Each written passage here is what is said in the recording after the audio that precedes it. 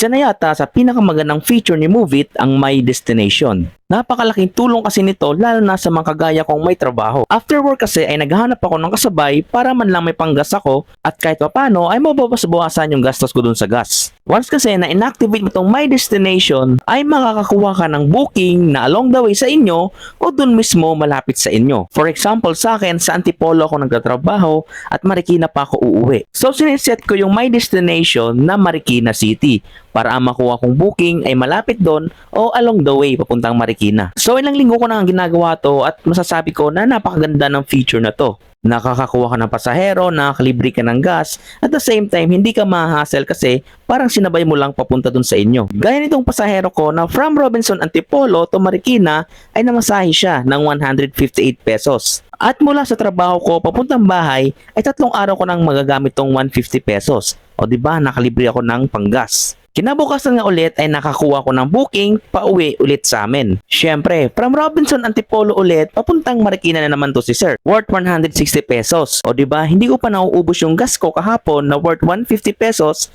ay meron na naman akong panggas ngayon. Iipunin ko na lang to hanggang sa susunod ko ng panggas para meron akong budget. Ang maganda pa nga dito ay si Sir ay halos kapitbahay ko lang kasi kabarangay ko lang siya. Yun ang isa sa mga advantage ng My Destination. Sa ngayon ay hindi ko pa na-try na i-full time tong si Move It para mapakita sa inyo kung magkano bang kikitain dito kapag full time mo.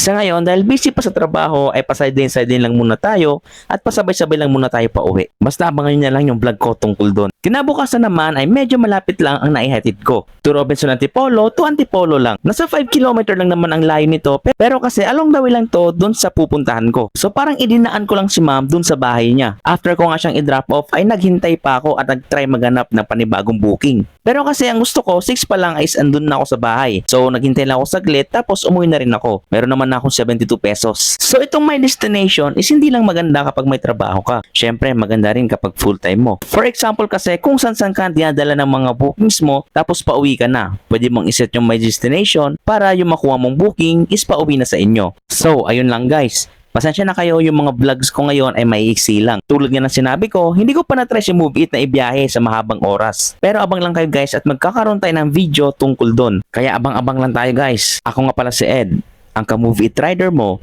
sa kalsada. Kita kits at maraming salamat sa panonood. Ride safe and peace out.